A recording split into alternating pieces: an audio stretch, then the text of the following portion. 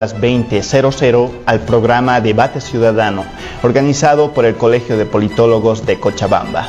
En esta edición dialogaremos y analizaremos en profundidad sobre la Guerra del Agua. Nos acompañarán tres protagonistas de este importante acontecimiento: el ingeniero Gonzalo Maldonado, Omar Fernández y Gustavo Miranda.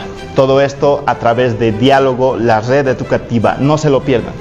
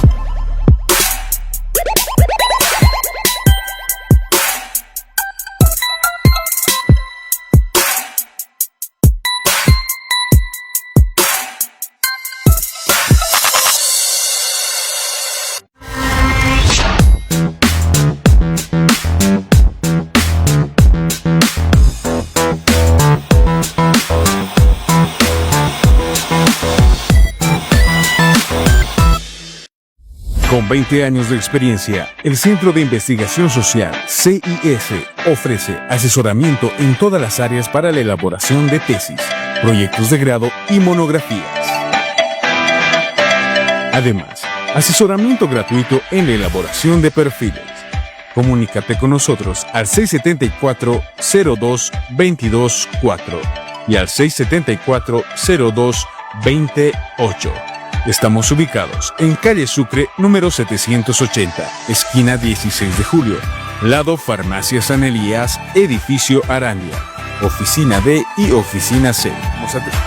Horarios: de lunes a viernes de 8 de la mañana a 7 de la noche. FAMECI y JK impulsando el progreso. Contamos con todos los equipos y maquinarias para tu construcción.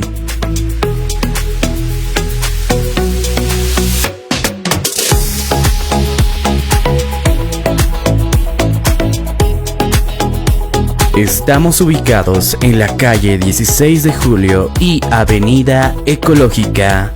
También contamos con 4 sucursales en toda la ciudad.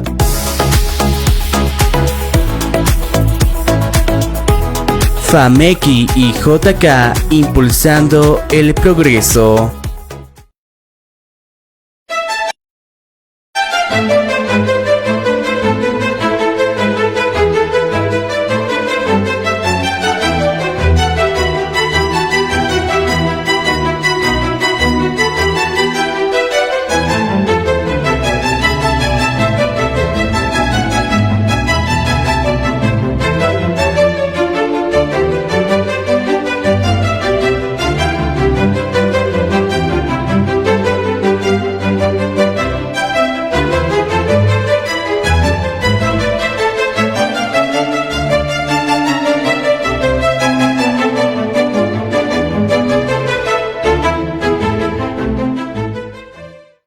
Buenas noches, bienvenidos a su programa Debate Ciudadano del Colegio de Politólogos de Cochabamba.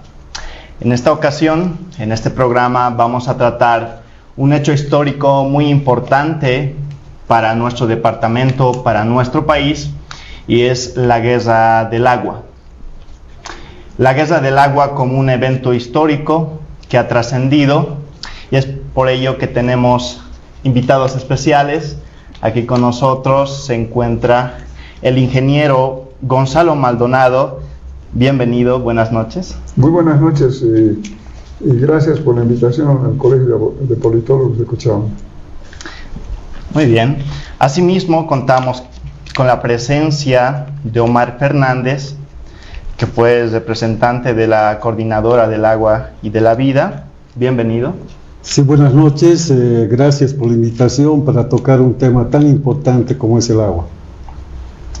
Por supuesto, También contamos con la presencia de Gustavo Miranda, que de igual manera fue parte de la coordinadora en defensa del agua y la vida.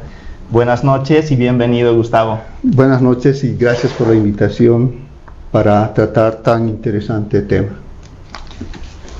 Gracias por su presencia, cada uno de ustedes. Bueno, para dar inicio a este programa, en estas fechas conmemorativas, a inicios de año, siempre nos recuerda la Guerra del Agua, y a casi 25 años después de este evento, este hito histórico, vamos a iniciar con una reseña, claro que sí. La Guerra del Agua del año 2000 refiere precisamente a una serie de protestas que van principalmente desde enero hasta abril de ese año en contra de una ley, la 2029, que impulsó un proceso de privatización del suministro de agua en nuestro departamento. Es por eso que se reúnen diversos sectores, la Federación de Regantes, FEDECOR, se organiza una coordinadora y se va a llamar Coordinadora en Defensa del Agua y la Vida, precisamente para enfrentar esta ley draconiana que además contemplaba en sus otros aspectos amplios una, ya lo digo, privatización del agua en nuestro departamento. Y es por eso que la población en sus amplios sectores, amplias capas, ve la necesidad y la exigencia de organizarse para dar una respuesta y superar a este problema.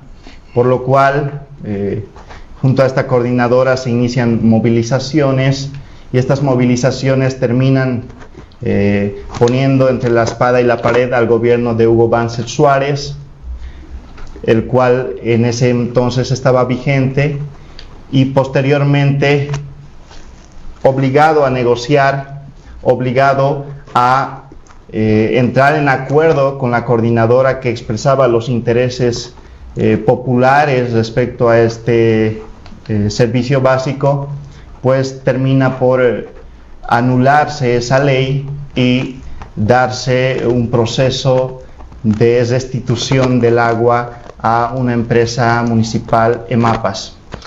Sin más, vamos a iniciar con nuestros invitados, que estoy muy seguro que cada uno quiere escuchar su percepción, su opinión, ellos como protagonistas de este evento histórico. Inicio con el ingeniero Gonzalo Maldonado. Estimado, Sí. le preguntaré por favor, ¿cómo viviste la Guerra del Agua? ¿Cuál fue tu intervención? Bueno, mi intervención es bastante extensa, ¿no? Yo como diputado logré saber de que el gobierno, dentro de los planes que tenía, estaba haciendo ya el plan de concesión del servicio de agua por CENAPA y la concesión del proyecto Misicún. Eso fue bastante criticado por mí como diputado, y hice un seguimiento. Se adjudicó de forma irregular el contrato a la empresa Aguas del Tunari, y bueno, firmaron el contrato en septiembre esto fue el 99, el 98, del 99 firman el contrato con Aguas del Tunari, y bueno, yo como diputado no asistí a eso porque no estaba de acuerdo con el contrato. ¿Por qué no estábamos de acuerdo? O sea, hay que decirlo por su nombre. Porque la empresa iba a fijar tarifas que iban a ser bastante, yo diría, altas en relación a lo que la gente en ese momento pagaba. Hicimos una campaña como Comité de Defensa del Agua y la Economía Familiar, que organizamos con varios profesionales, ingenieros, vecinos incluso. Y bueno, fue una lucha bastante dura con el alcalde de ese momento. Y el alcalde de ese momento era el señor Reyes Villa.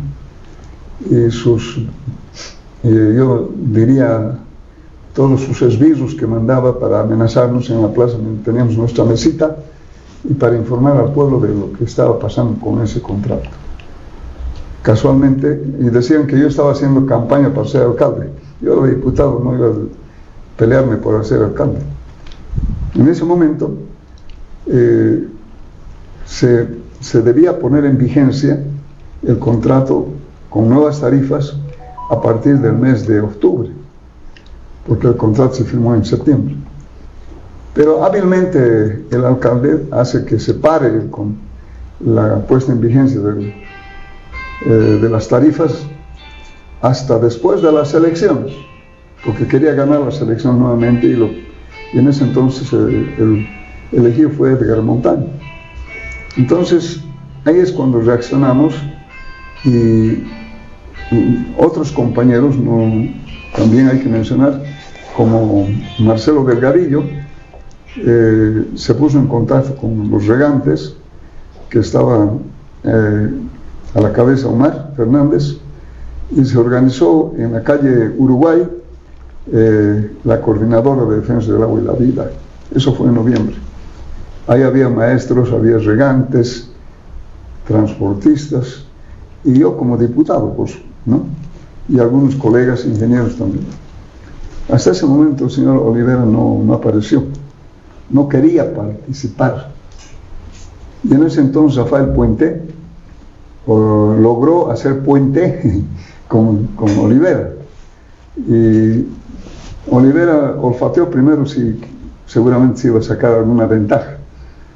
En todo caso se organizó y los compañeros con quienes habíamos empezado el tema del reclamo, o sea, observación y oposición al contrato, Boni Vargas, Jaime Cabezas, la familia Cabezas, Marcelo Delgadillo y algún compañero más. Gabriel Hervas también entra después. Gabriel Hervas era activista ambiental, ¿no? Entonces, con ellos desde diciembre se empezó a trabajar ya con más amplitud. Olivera entró también y bueno, organizamos para decirle al gobierno que ese contrato no debía correr, no podía, pero ya estaba firmado todo. Entonces en enero hubo un movimiento y ahí viene Omar y su compañera, que era Carmen Pereira. Ellos se movilizaron en el campo, tenían muy buenas relaciones, y en enero se hizo el primer choque, ¿no? Por los 4 puntos cardinales de la ciudad entraron la gente de todas las comunidades, porque hay que aclarar algo. La ley 2029 ya existe. Cuando se aprobó, yo me paré en el hemiciclo de los diputados y les dije que esa ley iba a traer problemas y que no debería aprobarse.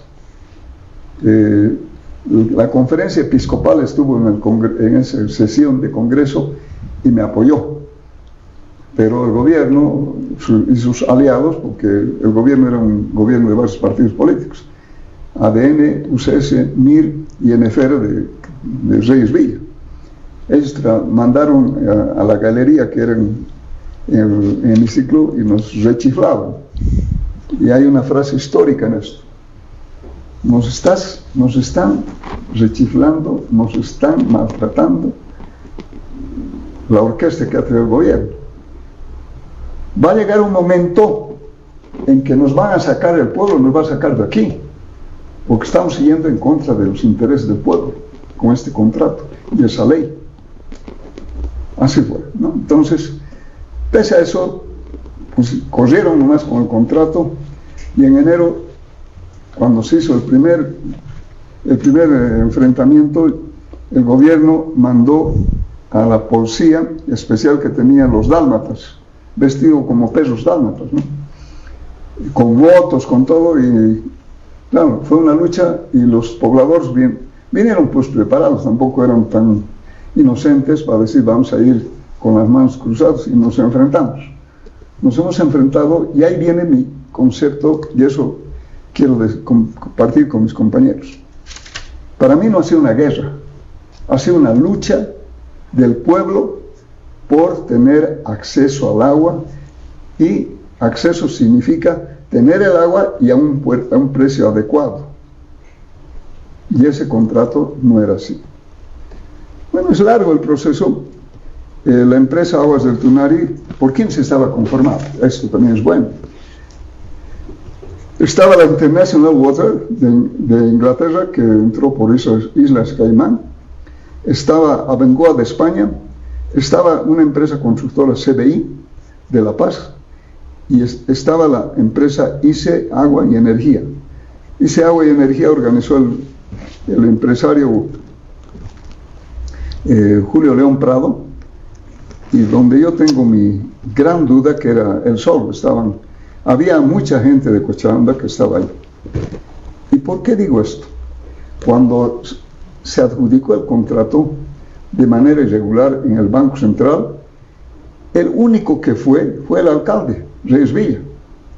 Yo estaba sentado y el único que alentaba para que se firme el contrato. O sea, parece que porque él se movió, fue a España, fue a Inglaterra para traer las empresas.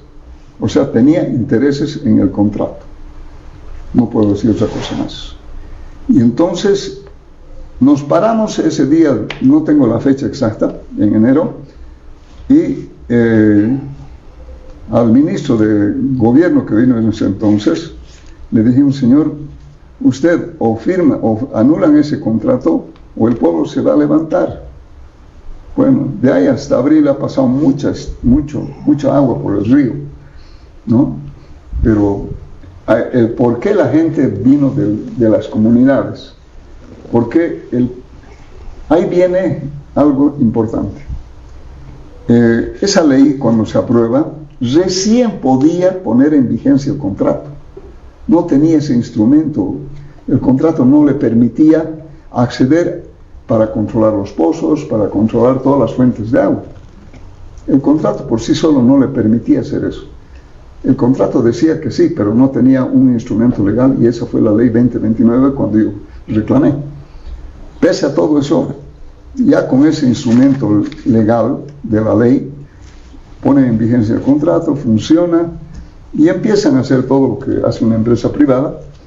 Y bueno, como habíamos varios profesionales ahí en el tema, hicimos una reunión con Aguas del Tunari. Llegaron sus expertos financieros y en un hotel nos reunimos, y con sus expertos, que eran unos mexicanos, nos mostraron la ingeniería financiera de su contrato que tenían, del trabajo que iba a hacer. El gerente era John Torpe y dos mexicanos. ¿Qué nos mostraron? Que con la subida de las tarifas iban a financiar todo lo que iban a hacer. Dijeron: sí, es cierto, nosotros vamos a subir la tarifa y con ese dinero, con esa masa de dinero, vamos a solucionar todo el problema. Nosotros dijimos: pero ¿cómo? Ustedes no han traído nada de dinero. No, pues vinieron un poco así como aventura, ¿no? Pero no son tontos. Es que hay que entender. Ellos, cuando entraron a Semapá, escritorios se alquilaron a escritorios. No compraron, trajeron de alguna empresa que les dio para pagar después. O sea, ni tenían dinero para eso. Entonces eran unos aventureros, pero en el sentido de aventura pícara, ¿no? Porque dijeron: si hay algún problema, nos vamos, y no hemos metido dinero.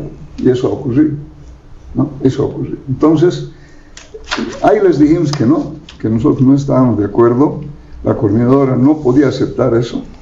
Y bueno, ¿cuál es el siguiente paso?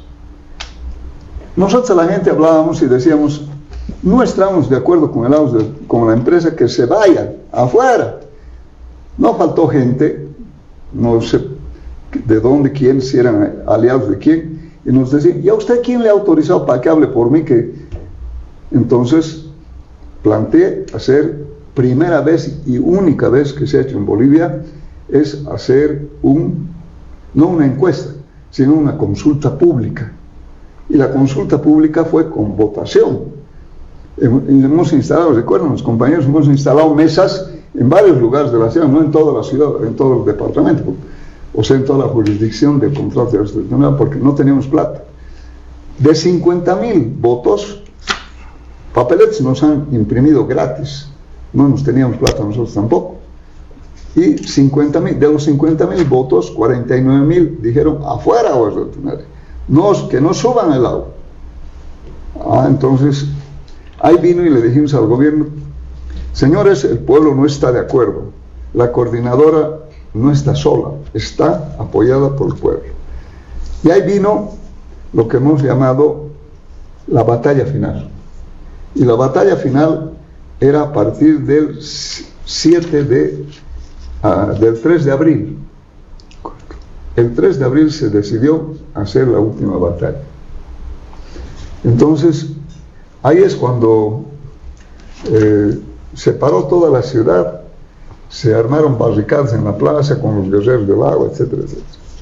Pero hay algo que la gente que juzgue, pero el arzobispado intervino y nos dijo, hay una reunión en la prefectura para conciliar, para acordar, para parar todo. Mentira, nos han hecho la emboscada. Hemos entrado ahí adentro a la sala del prefecto y la policía y el Ministerio del Interior ha venido y nos han metido a la cárcel, a las carceletas de la policía. Eso ha sido, y el pueblo se ha emputado y ha dicho, no señor, ya ha empezado el mayor problema que ha tenido el gobierno. Eso es la primera parte que yo puedo decir. Muy interesante y realmente todos los detalles respecto a este acontecimiento. Ahora pasamos con nuestro siguiente invitado, estimado Omar Fernández, que usted también fue representante de la Coordinadora del Agua y la Vida. ¿Qué rol jugaste como protagonista de la Guerra del Agua? Bueno, no había una organización de regantes en Cochabamba. Hemos, desde el año 1990 más o menos, hemos comenzado a organizarnos los regantes de todo el departamento. Primero organizamos, y soy fundador de la Asociación de Regantes de Tiquipaya Colcapiro, que se llama Siritig. Luego hemos ido organizándonos en el Valle Central, en el Valle Bajo, en el Valle Alto, y en 1997 logramos fundarnos como Federación Departamental de Regantes de Cochabamba.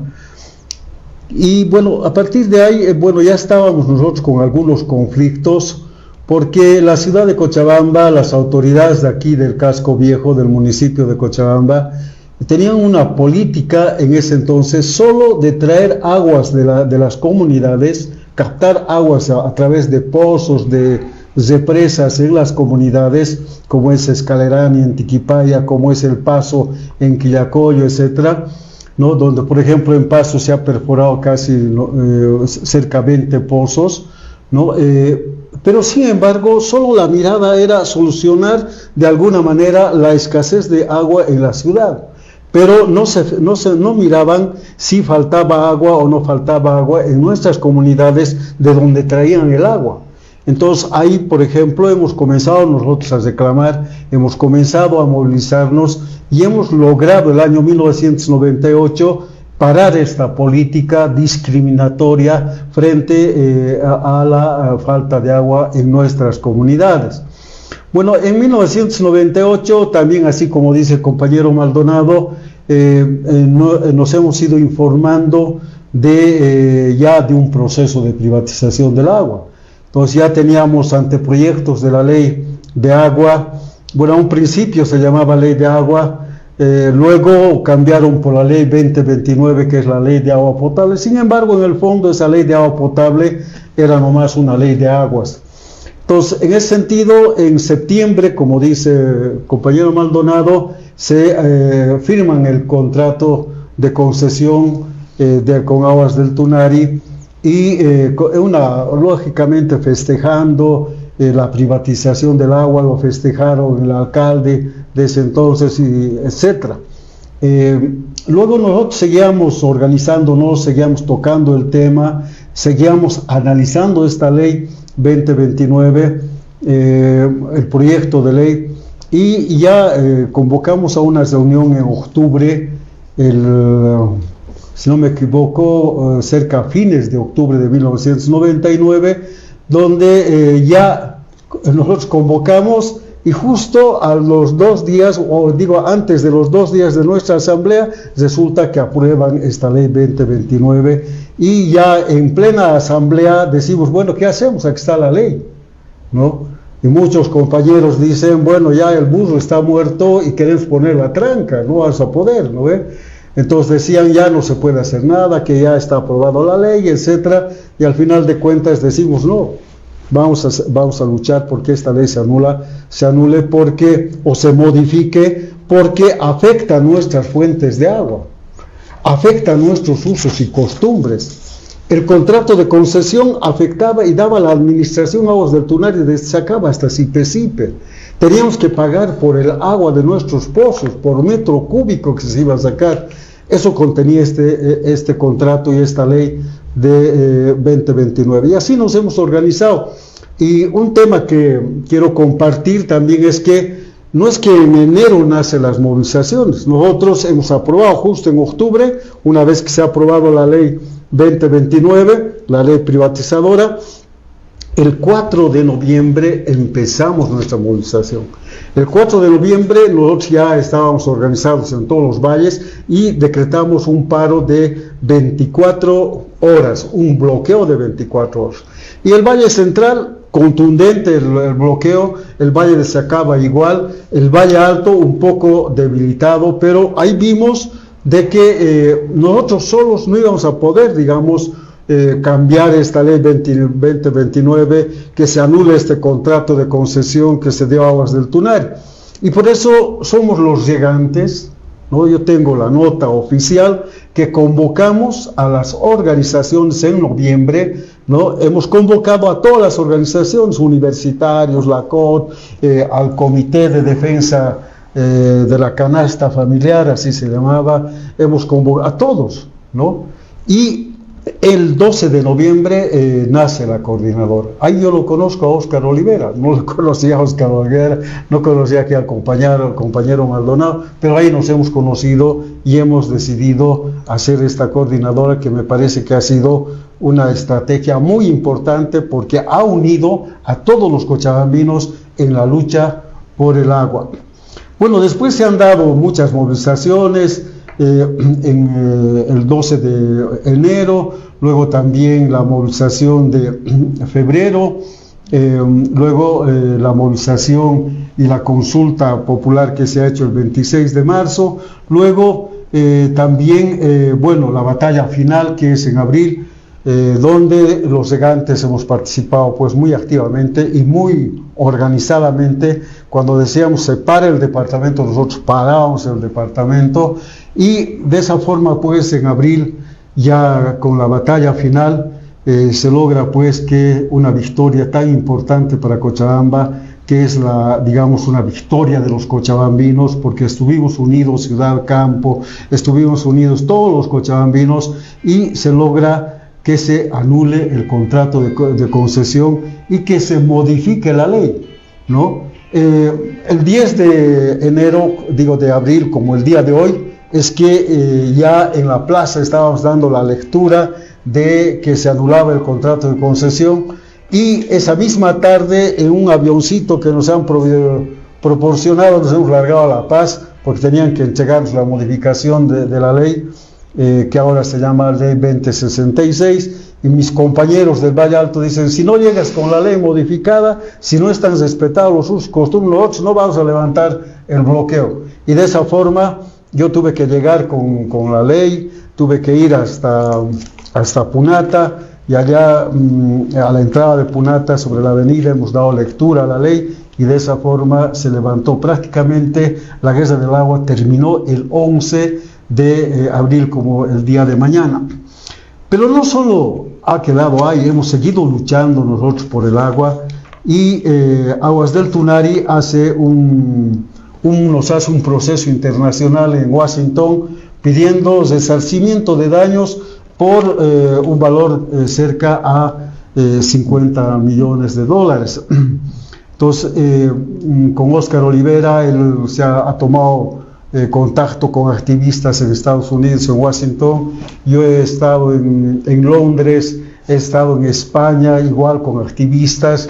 Hemos tenido reuniones con diputados, senadores, por ejemplo, en Londres, en España, y hemos logrado otra victoria que quiero yo señalar, y es el Decreto Supremo 28539, ¿no es verdad que lo pueden ver?, del año 2005, cuando estaba presidente Belcé, donde por esta campaña internacional que hemos realizado, resulta de que la Bechtel y la Bengoa estaban tan afectados en sus acciones que deciden negociar con el gobierno, lógicamente por las acciones que hemos ido realizando, y se ha negociado que todas las acciones de la Bechtel y de la Bengoa, la Bechtel nos vende en un boliviano todas sus acciones, y la Bengoa nos vende también en un boliviano todas sus acciones. Entonces hemos pagado 2 bolivianos, y de esa forma, como nos hemos vuelto propietarios de Aguas del Tunari, ha terminado el juicio y no hemos pagado los 50 millones. Eso es otra victoria a nivel internacional, donde hemos logrado, no es verdad, de que no se pague sino estos 2 bolivianos de forma simbólica, y ahí terminó este proceso que se ha hecho en Estados Unidos. Bien, interesante el relato de primera mano, representante de la Coordinadora de la Vida y del Agua. Se refería al referéndum, ¿no? Es histórico, una consulta popular que impulsó justamente esta coordinadora para expresar el sentimiento mayoritario de la gente aquí en el departamento, ¿no? Aquí en la ciudad de Cochabamba, respecto a esto que se estaba haciendo, la privatización del suministro de agua en Cochabamba. Bueno, pasamos con Gustavo Miranda, claro que sí, que también fue parte de la Coordinadora en Defensa del Agua y la Vida. Te pregunto, Gustavo Miranda, desde tu experiencia, ¿cómo fue el proceso de organización de la Coordinadora en Defensa del Agua y la Vida? Bueno, yo llegué a ser dirigente vecinal, no electo en asamblea, sino cooptado, de uno de los barrios más antiguos de Cochabamba, Villa Coronilla.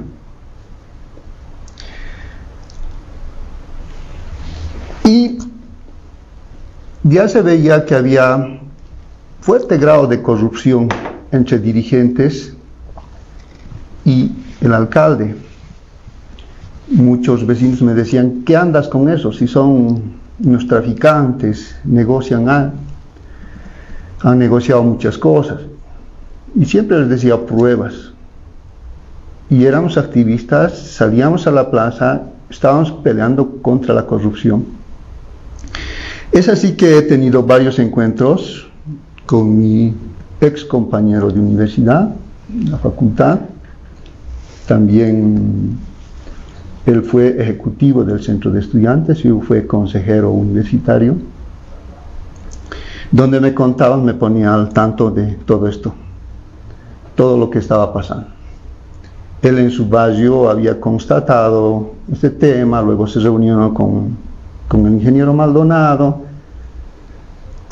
con otros arquitectos, deambularon buscando un lugar donde reunirse, porque la casa de los trabajadores estaba cerrada para este movimiento.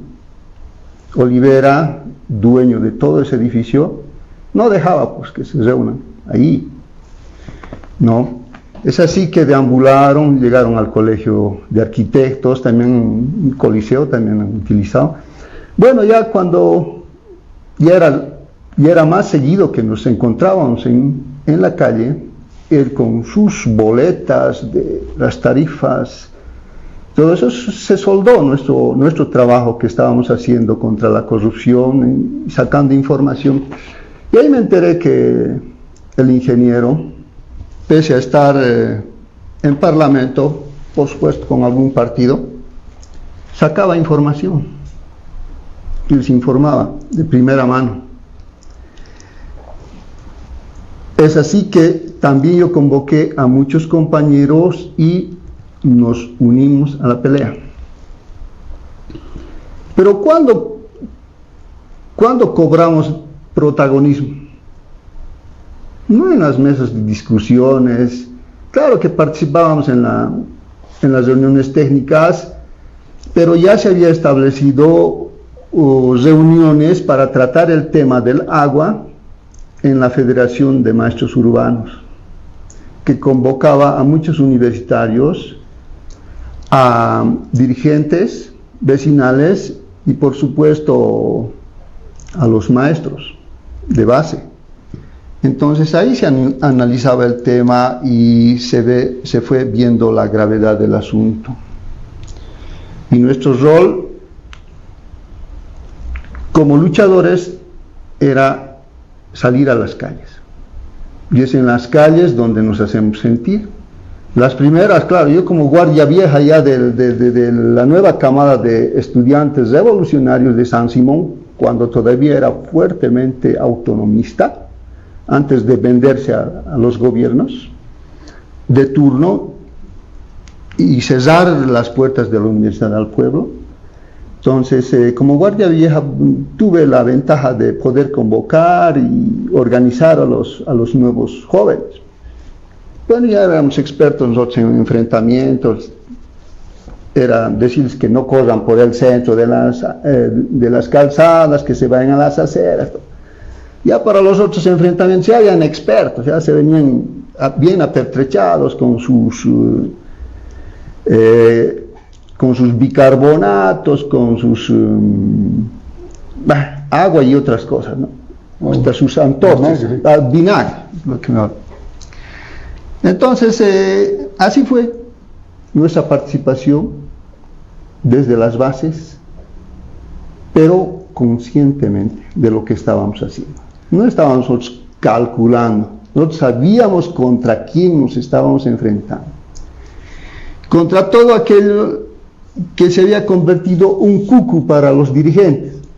Estos dirigentes que frenaban la movilización decían, no, que no podemos hacer eso, que la ley no se puede derogar, no se puede anular esa ley porque es todo un sistema que va a haber bloqueo económico, va a haber invasión a Bolivia, un montón de cuentos, ¿ya? Y no se logró anular la ley en abril del 2000, no. Fue la movilización de El Alto en octubre del mismo año que se logró anular esta ley. Pero, como decía, nuestro mayor aporte fue en lo que sabíamos hacer, enfrentarnos, ¿ya? Pero de manera consciente y planificada, no como querían los que supuestamente logran después adueñarse del botín de guerra, ¿ya? Un sector de los campesinos quería entrar a la plaza para cantar el himno nacional y salirse. Otro sector quería un enfrentamiento, creo que quería sangre. Claro, ya habían probado, ya se habían cretinizado en el Parlamento, entonces querían reproducir, ¿no? Ya era parlamentaria, entonces quería reproducir eso, entonces quería otro tipo de enfrentamientos. No les interesaba el agua, no les interesaba, era un pretexto para ellos. Y yo expliqué cuál era la táctica de los enfrentamientos que teníamos con la policía.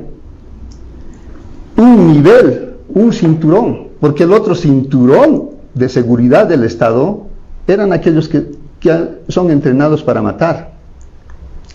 Entonces, a esos riesgos nos hemos sometido y sabíamos lo que estábamos haciendo. lo planificábamos, lo discutíamos, informábamos todo lo que recogíamos. Y en el desenlace mismo del conflicto, el día de la balacera, cuando se rompió la multitudinaria marcha, habían amagos de enfrentamiento, se había dividido un sector de la Roma hacia el sur, otro que estaba hacia el norte y otro grupo que estaba en la plazuela San Sebastián. No sé cómo hubiera sido el desenlace, pero algo ha pasado. Yo para arrojar piedras ya no estaba. Entonces fui a revisar los bloqueos. Fui al puente Quilman, de ahí me fui caminando hacia la 6 de agosto y Panamericana, donde me encontré con una marcha multitudinaria del sur. Hay uno de los compañeros que estaba a la cabeza, me reconoció porque habíamos hecho un taller sobre derechos humanos y me preguntó qué fue de la marcha. Yo les conté y les dije en qué situación estaba, y les dije que me ayudaran a llevar llantas, porque lo que nos protegía de los gases lacrimógenos era el fuego. Y centenares de niños empezaron a reunir todas las llantas que pudieron para ingresar por la Panamericana. A la altura de la Federación de Transportes se había armado una tremenda barricada, había unos portones de plancha enormes que tuvieron que abrir para ingresar. Entramos, tan impresionante ha debido ser la marcha del sur, con estandartes, pancartas y sobre todo los niños con sus ruedas, que los grupos que estaban en la esquina de la Roma y Ayacucho se envalentonaron, ¿ya? Y se escuchó un rugir tremendo de ataque. Entonces todos empezaron a correr. La 7ª división, los soldados que ya estaban allí apertrechados, se entraron. Dio tiempo de llegar solo hasta la Roma y Ayacucho, donde había una caseta de teléfonos de vidrio. Logré llegar a esa caseta cuando se abrió la puerta de la 7ª división y empezó la balacera hacia la pared, pero los tiros de los francotiradores eran muy evidentes, porque había un ruido e inmediatamente un eco fuerte en la coronilla. Entonces ahí empezaron a caer los movilizados.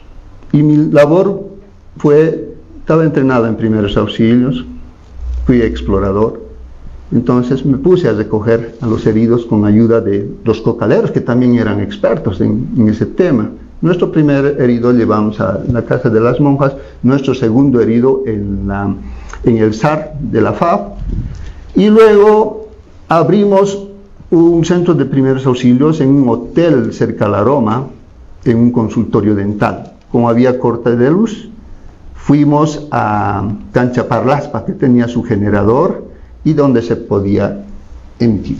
Yo, con la experiencia que tenía, me puse a armar, primero a recolectar fondos, porque no teníamos nada, y había que hacer vaquita y armar camillas.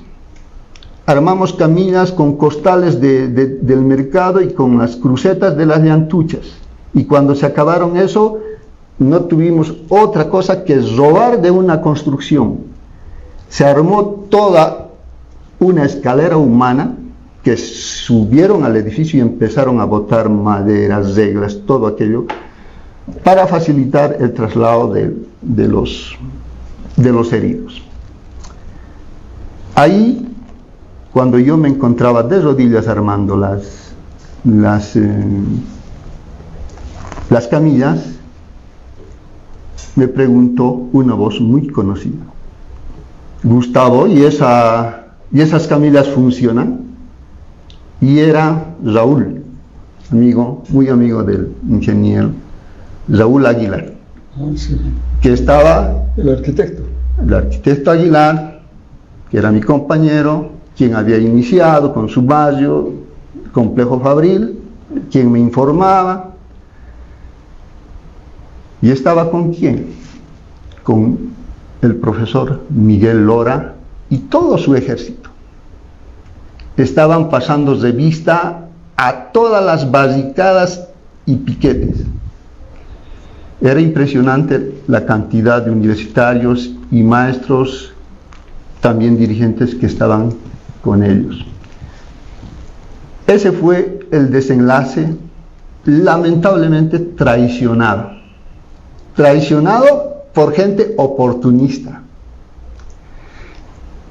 Ellos en esas jornadas se habían declarado en la clandestinidad, andaban ocultos bajo una mesita de teléfono, no sé cómo. Otros con razón y otros sin razón. Otros tenían guardaespaldas, otros no. El tema era de que había que tomar dirección. Y tomamos, gracias a que también fui miembro de la Asamblea de Derechos Humanos, podíamos coordinar ahí, tomamos control de las barricadas de la plaza, pudimos organizar y viendo toda esta falencia en las calles, ¿ya? Porque habían coordinadores, portavoces que venían a preguntar, a enterarse de lo que estaba ocurriendo. Entonces ahí pudimos organizarnos, después convocar a una reunión de barricadas, piquetes de bloqueo y organizaciones juveniles. Ahí fue donde nos organizamos como guerreros del agua y la vida.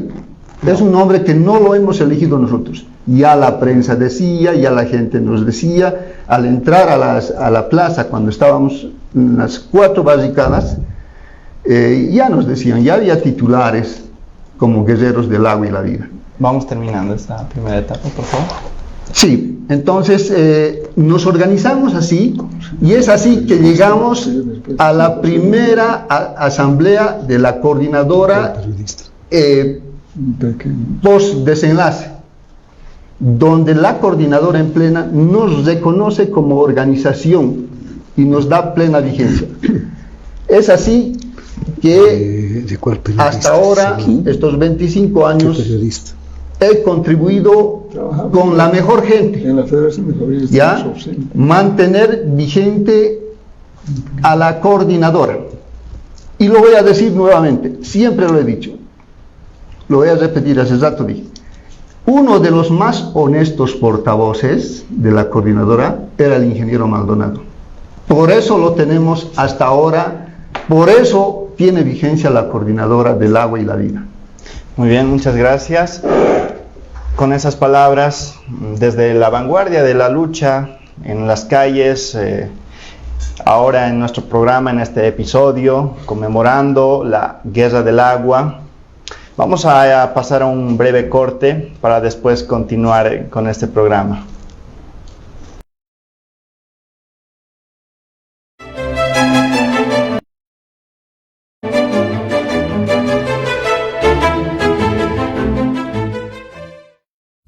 Con 20 años de experiencia, el Centro de Investigación Social, CIS, ofrece asesoramiento en todas las áreas para la elaboración de tesis, proyectos de grado y monografías. Además, asesoramiento gratuito en la elaboración de perfiles. Comunícate con nosotros al 674-02-224 y al 674-02-28. Estamos ubicados en calle Sucre, número 780, esquina 16 de julio, lado Farmacia San Elías, edificio Arandia, oficina B y oficina C. Horarios, de lunes a viernes de 8 de la mañana a 7 de la noche.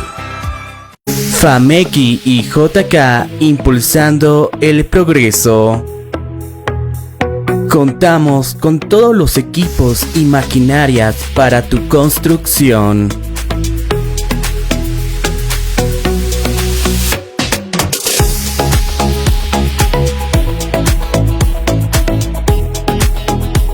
Estamos ubicados en la calle 16 de Julio y Avenida Ecológica. También contamos con 4 sucursales en toda la ciudad.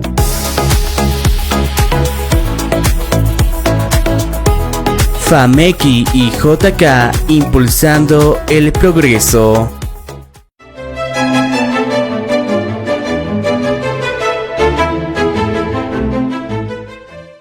Estamos de vuelta con el programa Debate Ciudadano. En esta ocasión, en este episodio, estamos tratando en conmemoración la Guerra del Agua con nuestros invitados especiales que de primera mano nos están contando, relatando y analizando respecto a este hecho histórico.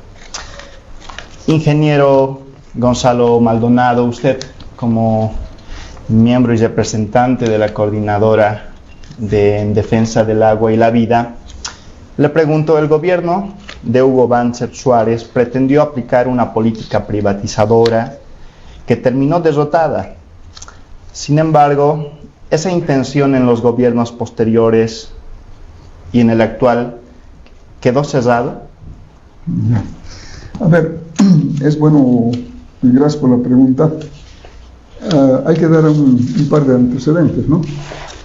La coordinadora, cuando termina el conflicto el 10 de abril,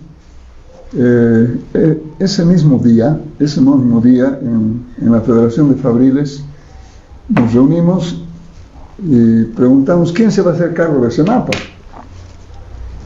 Y yo, inocente, dirán, ¿cómo inocente? Es que uno, como yo en mi calidad de ingeniero, veo quién puede ser. Y me acordaba de un personaje que venía de vez en cuando, era Jorge Alvarado. Y les propongo en la coordinadora que sea Jorge Alvarado. Había sí y no, al final se aprobó. Pero ha sido uno de los grandes errores de la coordinadora haberlo puesto a Jorge Alvarado en Semapa. Porque en Semapa no ha hecho nada. Se ha preparado para ser diputado del gobierno, cuando entró Evo Morales. Y el otro error, y claro, Omar, tú no estuviste en el edificio Colón el día 10, ¿no? Estaba, ¿no? Allá estabas. Entonces, en el 12 piso. Entonces tú y yo somos culpables, Olivera también fue. No debíamos haber aceptado que el decreto de Hugo Banzer, que transfería nuevamente a poder de la alcaldía Semapa. Podríamos decir no, que se anule ese decreto porque no estamos de acuerdo. Porque nuevamente llegar a manos del alcalde, con la experiencia que teníamos, ¿cómo le vas a entregar a un irresponsable nuevamente algo que cuesta, que es básico y fundamental? No dijimos nada. Eso fue el segundo error de la coordinadora. Entonces, Alvarado ha ido a Semapa, Samuel Soria ha entrado a Semapa, se han hecho cargo de Semapa. ¿Y qué hemos logrado? Nada. Pero ¿qué han logrado otros? El guerrero del agua, el famoso Banderas, ha entrado a Semapa, ahora es uno de los capos de Semapa. Maneja el sindicato. Los grandes negocios que hace son él. Se ha traficado. Alvarado ha traficado. En el edificio de la Federación de Fabriles vivía, yo no lo conocía, solo lo vi con su polera Beatle, que en esa época era de moda, a un personaje, a Álvaro García Linera. Yo le pregunté a Olivera, ¿quién es ese? Porque yo no sabía quién era, había recién salido de la cárcel. ¿Es tu asesor? Y se molestó. Bueno, es su problema, pero yo le dije, ¿es tu asesor? Y se molestó de lo que dije eso. Entonces, en la Federación de Fabriles se ha cocinado un nido. El otro que ha entrado ahí es Contreras, el periodista. Entonces le hemos entregado en bandeja de plata Semapa al alcalde, ¿sí o no? Le hemos entregado en bandeja de plata como tontos. Segundo, le hemos entregado toda la lucha del pueblo de Cochabamba, yo llamo lucha del pueblo de Cochabamba, para oponerse a que haya subida de tarifas, apropiación de los pozos, etcétera, etcétera. ¿A quién? A un gobierno que después ahora nos ha... Ahora es peor la situación, ahí voy, termino con esto. Si con Aguas del Tunari era grave, ahora es fatal. Primero las tarifas, y aquí está Omar, que está luchando con el precio de las tarifas de agua para riego. Nosotros como coordinador, que hemos continuado todavía en el concepto original de la coordinadora, René no ha venido, René Quispe no ha venido, pero está aquí el compañero Gustavo. Hemos seguido peleando 3 años para que no suban las tarifas. ¿Qué nos ha dicho el gobierno? Hay una resolución que es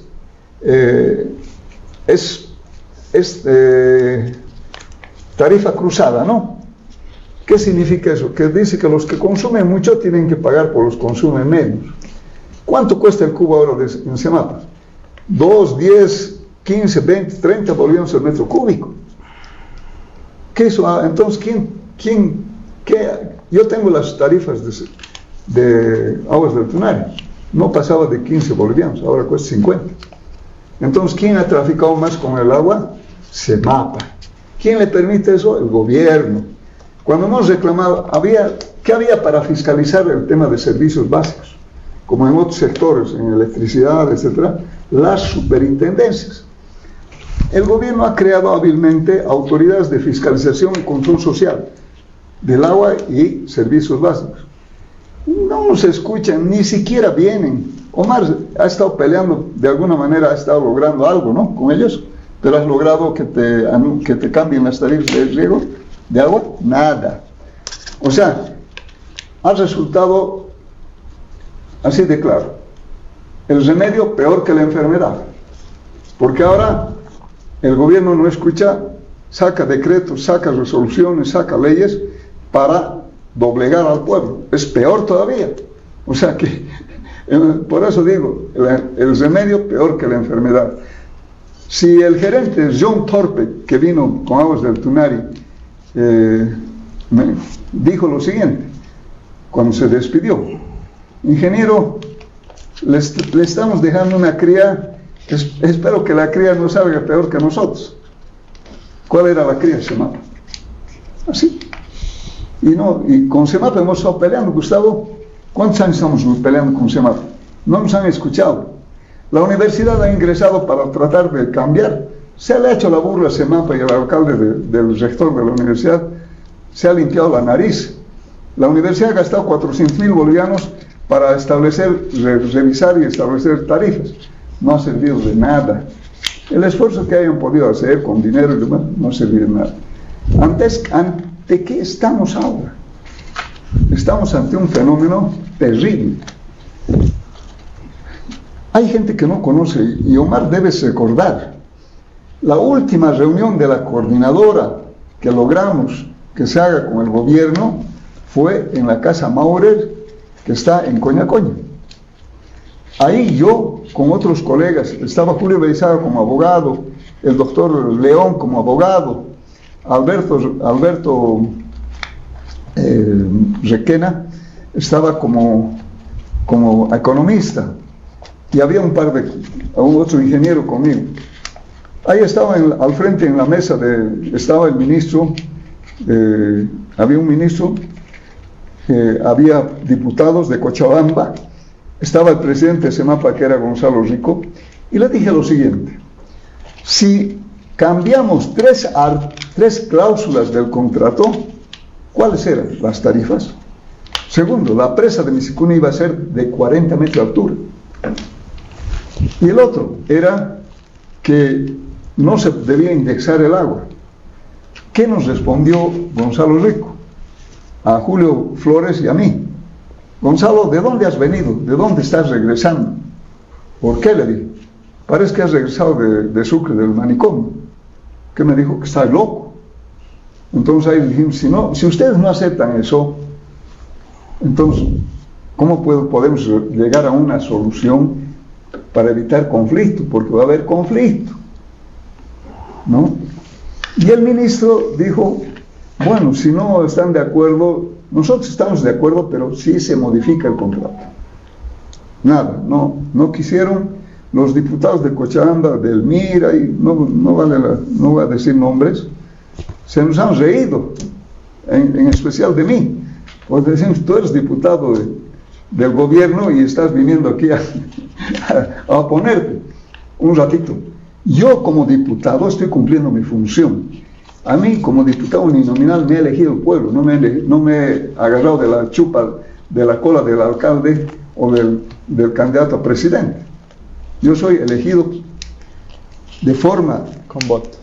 por voto popular, me han elegido a mí como diputado y tengo que cumplir, estoy haciendo mi labor de fiscalizador. Ya ha terminado y entonces ha empezado todos los líos que ha habido. ¿En qué estamos ahora? Los pozos en los hoteles, en todo lado, Semapa ha puesto medidor. ¿Qué iba a hacer Aguas del Tunari? Lo mismo. Entonces John Torpe, el gerente, no se ve equivocado. Nos ha dejado, hemos criado una cría peor que Aguas del Tunari. Ese señor no había sido tonto, había sido, yo diga, no puedo ser inteligente, pero había sido claro en su visión de lo que iba a pasar. Estamos peor que con Aguas del Tunari hoy día, ¿no? Dense cuenta que ¿de qué ha servido Misicune que se termine la presa de 120 metros de altura? Si el agua a la zona sur no llega, siguen los cisternas, ¿no? Los sistemas lucran con el agua. Entonces, estimados cochabambinos, la lucha que hizo el pueblo por las tarifas y por evitar que la empresa maneje todos los recursos hídricos de la jurisdicción Cochabamba no ha servido de nada. Estamos peor que antes, lamentablemente, gracias a quienes se han traficado con la lucha del pueblo, que le llamaron después Guerra del Agua. ¿Quién llamó Guerra del Agua? Ha sido un activista de San Francisco que vino, que era uno alto, ¿te acuerdas? ¿El cura? No, un activista de... Sí, había uno, ¿no? Que venía.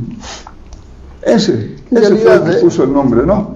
Entonces, señores, ya después todo lo que ha pasado ya ha sido historia, que en realidad, yo por eso termino con esto, yo por eso sigo como parte de la coordinadora, no hay dirigente de la cabeza, no hay jefe, no hay nada, es una estructura plana, donde todos compartimos, discutimos, y eso es un evento, es algo importante como institución. Muy amable.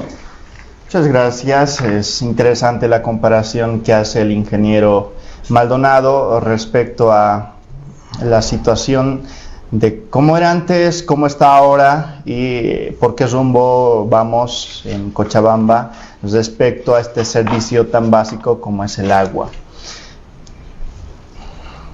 Omar Fernández, han pasado 25 años después de la Guerra del Agua. En la actualidad, ¿cómo ves la situación del acceso al agua en Cochabamba? Bueno, nosotros como organización de regantes, primero, el tema de Semapa es un tema de las organizaciones del agua, territoriales de Cochabamba, etcétera. Pero nosotros hemos logrado que se respeten los usos y costumbres, hemos logrado que se respeten las asociaciones, los comités, las cooperativas de agua potable, que hasta el día de hoy siguen funcionando, son sistemas autogestionarios.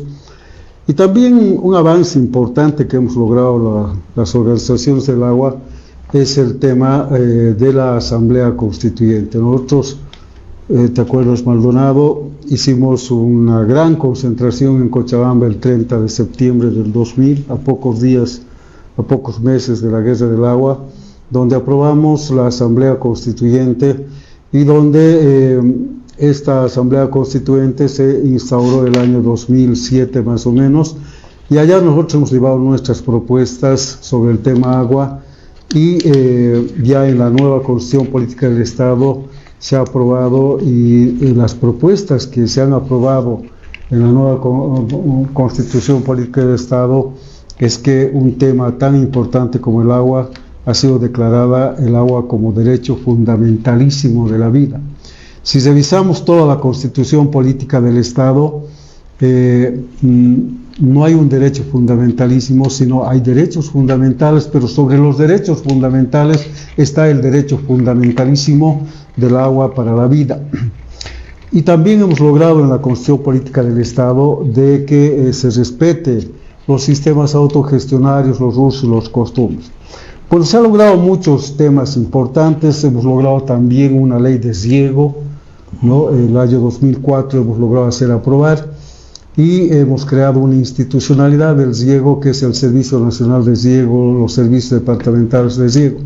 Si bien como organizaciones del agua hemos avanzado, sin embargo los gobiernos no han implementado con políticas, con planes, con programas. Si bien, por ejemplo, se ha hecho el proyecto Misikuni, pero ¿dónde está la política de parte de los gobiernos sobre el derecho fundamentalísimo del agua? ¿Cómo se aplica esto? ¿Dónde está la política del agua como derecho humano? ¿No? Todo aquello que se ha logrado y que está en la Constitución Política del Estado, pero parece que ahí está solo escrito, pero nadie lo implementa. Ese es un tema que las organizaciones del agua debemos un poco también reaccionar y hacer de que la Constitución Política del Estado, las conquistas de las organizaciones del agua se puedan implementar. Otro tema es que hemos sido luchadores por el proyecto Misikuni, yo como dirigente desde el año 1990, hemos peleado. ¿Cuántas veces hemos venido en marcha desde Vinto, desde Sipe para poder que se ejecute el proyecto Misikuni? ¿Te acuerdas, Maldonado? Querían reemplazar el proyecto Misikuni por la perforación de pozos profundos. Los franceses nos hicieron creer en aquel entonces de que había mucha agua en el subsuelo y que no hay que hacer Misikuni. Pero sin embargo no era así. Nosotros hemos luchado contra esos pozos porque afectaba nuestras áreas, afectaba en la humedad del suelo, abrió grietas en el paso, etcétera, toda una serie de cosas, de efectos de estos pozos. Y en ese sentido, estos pozos no dieron resultado, no habían sido como nos dijeron de que había mucha agua en el subsuelo. Entonces hemos luchado y al final de cuentas también el tema de la lucha de cuánto va a ser la altura de Misikuni, 80 metros, 120 metros, al final de cuentas nos hemos impuesto también las organizaciones del agua con que sea de 120 metros de altura. Pero hemos luchado tanto, tenemos Misikuni y ahora resulta que el agua quieren manejarlo de forma política, ¿no? No estamos luchando estos últimos meses, este último año, desde el año 2023, por el tema de la tarifa de Misikuni, tanto para agua potable como para riego. Estamos también luchando contra las empresas monopólicas que quieren crear las empresas, los gobiernos municipales, ¿no? En Cochabamba hay 3 empresas municipales, la de Sacaba, Emapas, la de Cochabamba, Semapa, y la de Quillacollo, Mapaja, ¿no? Quieren hacer casi igual, o sea, que tener control político sobre el agua. Entonces, en esto, por ejemplo, yo soy del municipio de Tequipaya. Desde el 2023, el año pasado 2024, hemos hecho movilizaciones para evitar de que nos crean una nueva Semapa, para evitar de que nos crean una empresa municipal con carácter monopólico. O sea, es una nueva forma de privatizar el agua. Entonces, en ese sentido, nosotros hemos tomado la alcaldía, el consejo, les hemos hecho anular estos proyectos de ley, porque en Tequipaya, en Colcapiro, por ejemplo, el 100% del abastecimiento de agua de Colcapiro está en manos de las asociaciones, de los comités, de las cooperativas, de las OTBs de agua potable. El 100%. ¿No? Y Colcapiro se anima a crear una empresa municipal de agua potable, queriendo hacer desaparecer todos los sistemas autogestionarios que con recursos propios han construido las comunidades, los barrios, las urbanizaciones, las OTBs. Y no solo eso, su ley municipal de Colcapiro es se apropia de sus redes para distribuir el agua. O sea, dice, yo soy el dueño de las aguas de Misikuni, yo voy a distribuir el agua de Misikuni, ¿no es verdad? Y voy a usar las redes de ustedes y ustedes me van a pagar por metro cúbico que les voy a entregar. O sea, un ranquero, prácticamente. Así lo hemos denominado a los ranqueros que hoy en día quieren, crear en Tiquipaya, en Colcapirua, en Vinto, en Sipesipe, ¿no es verdad? Y en el tema de Semapa, por ejemplo, como hay problemas políticos, por ejemplo, ¿no ve? Aquí en la ciudad, en el cercado, dicen vamos a entregar a las OTBs, vamos a entregar a los comités de agua potable, pero a Semapa no, ya hay todo un conflicto de quién va a manejar el agua de Misikuni, y prácticamente es una disputa política, yo lo digo así, lo estamos viviendo, y en ese sentido nosotros seguimos luchando. Hemos establecido que la tarifa de Misikuni debe ser 0,50 centavos por metro cúbico, y estamos dispuestos a demostrar, hemos hecho estudios de análisis de toda la documentación con que han aprobado la tarifa de Misikuni, la Autoridad de Agua Potable, y hemos encontrado sobrevalorados los costos. ¿Con cuánto está sobrevalorado los costos? Con 10 millones por año, 10 millones de bolivianos de sobrevaloración de costos. Y ellos han aprobado una tarifa de 2 bolivianos con 83 y están distribuyendo, ¿no ve? En Sacaba, por ejemplo, están distribuyendo casi a 3 bolivianos, a 4 bolivianos, ¿no es verdad? Es así. Entonces, ahí tenemos toda una lucha todavía. Nosotros en Tiquipaya, por ejemplo, hemos hecho retroceder, no hemos dejado que aprueben la tarifa, y ahí ya hemos hecho un estudio y estamos dispuestos, esperemos que el alcalde de Tiquipaya cumpla con lo que se ha comprometido. El alcalde ha dicho que vamos a luchar por una tarifa justa, diferenciada y social, ¿no? Sí. Y hasta ahora no está cumpliendo el alcalde, pero la población no está dispuesta a aprobar esa tarifa, que lo han aprobado de forma inconsulta, sin participación social, los de Misikuni y los de la Autoridad de Agua Potable. Gracias, es realmente importante comprender todos estos aspectos, y en relación con la actualidad en nuestro departamento, en nuestra ciudad. Gustavo Miranda, ya para ir finalizando, ¿existe el riesgo de que el gobierno, o el siguiente, pueda volver a aplicar políticas de privatización respecto al agua? Sí, pues hemos escuchado cuáles han sido cuál ha sido la historia, ¿no? La triste historia de la traición. Se han conocido los traidores ahí, han hecho sus amarres, han desmovilizado al pueblo de Cochabamba y la expectativa nacional, porque no se olviden que también ha habido eventos en todo el país en apoyo a Cochabamba. La coordinadora, por la movilización contundente que no se había visto ni el 48, ¿no? La revolución del 52 inclusive, no se había visto tal movilización en Cochabamba. Muchos lo llamaron insurrección, revolución y muchas cosas.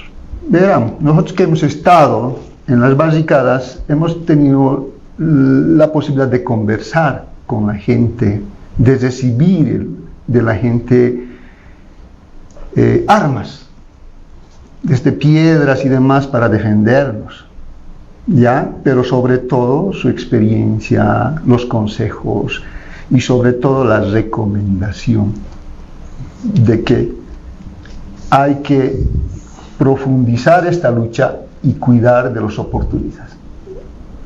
Se había convertido la asamblea de la coordinadora, que la realizamos los días martes, se había convertido en un órgano de poder. Ahí cualquier sector iba, se quejaba e íbamos a resolver el problema.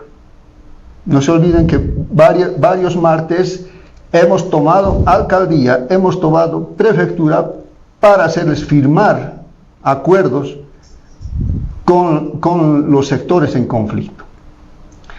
Eso incomodó pues a algunos personajes, de ellos que luego fue Contralor, mírense, Contralor, un ambientalista, que lo conocemos todos, sabemos de sus limitaciones y sus capacidades, ha propuesto un esquema para reemplazar la asamblea de la coordinadora por un esquema burocrático, y ahí está, donde empiezan a negociar, ¿ya?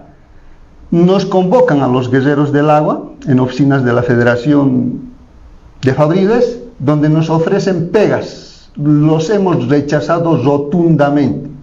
Sin embargo, ellos han conseguido que algunos muchachos badulaques, ¿ya? Y lo digo así porque podemos dar nombres y pruebas, los han metido a CEMAPA. Como dice el ingeniero, han cometido el error de poner a otro incapaz, seguramente asombrados porque ha venido de la Unión Soviética, ¿no? Pero ahí está. Ha deshecho CEMAPA. Han instalado estos señores una corruptela monstruosa en CEMAPA. Hay negociados por todo lado. Si no es en registros, si no es en archivos, en asesoría jurídica, siempre hay negociado. ¿Ya? Mal servicio, no hay movilidades, pero sobran choferes.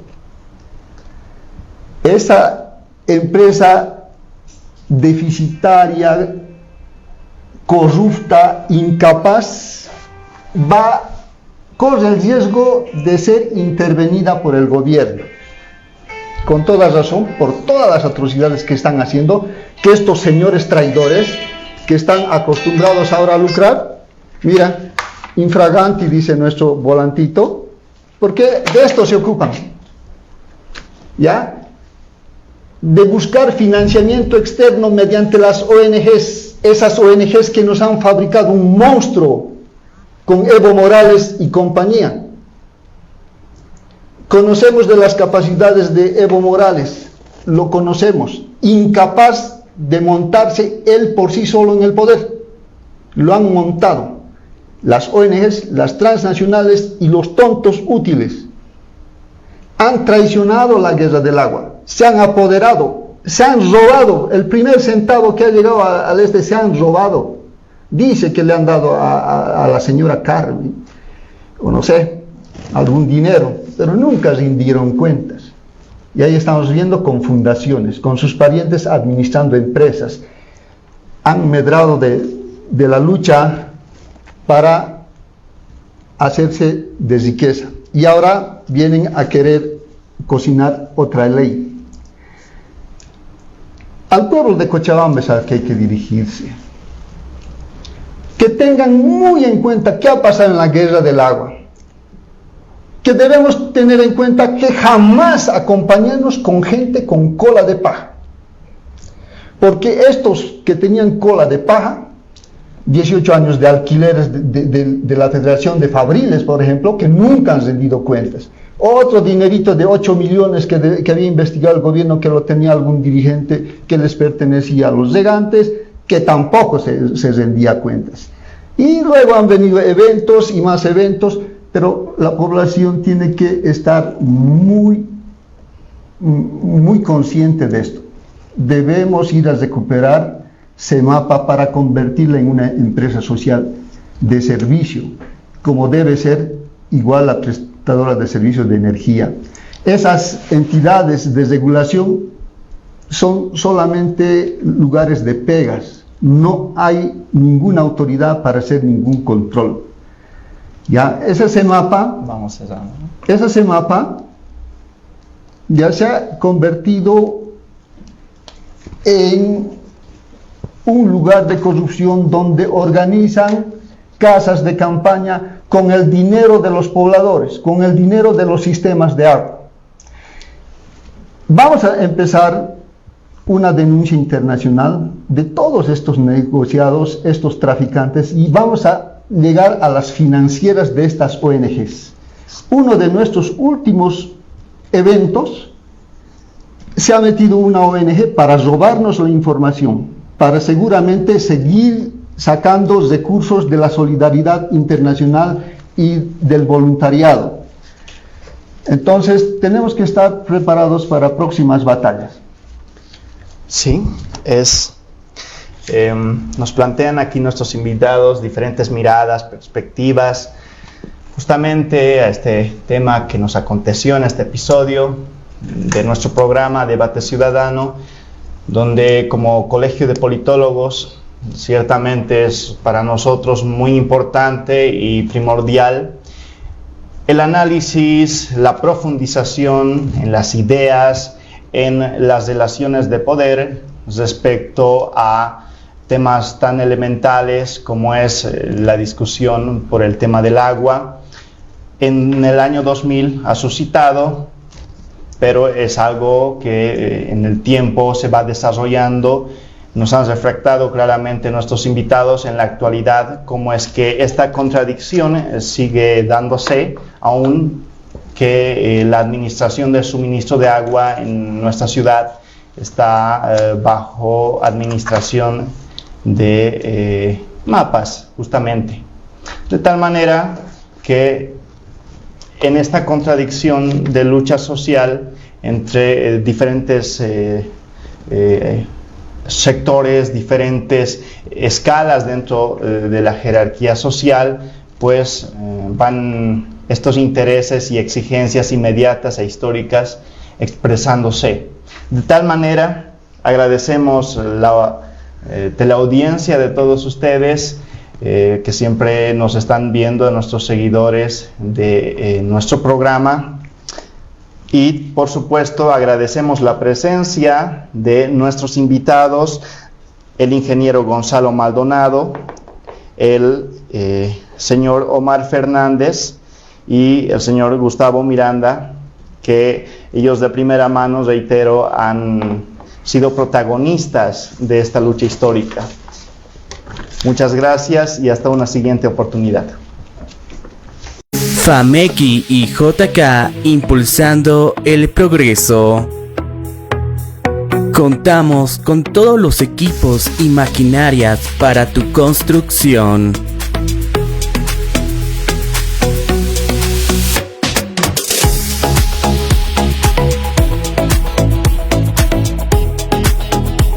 Estamos ubicados en la calle 16 de Julio y Avenida Ecológica.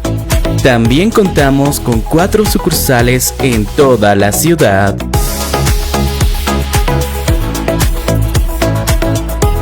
FAMECI y JK impulsando el progreso. Con 20 años de experiencia, el Centro de Investigación Social, CIS, ofrece asesoramiento en todas las áreas para la elaboración de tesis, proyectos de grado y monografías. Además, asesoramiento gratuito en la elaboración de perfiles. Comunícate con nosotros al 674-02-224 y al 674-02-28. Estamos ubicados en calle Sucre, número 780, esquina 16 de Julio, lado Farmacia San Elías, edificio Arandia, oficina D y oficina C. Horarios, de lunes a viernes de 8 de la mañana a 7 de la noche.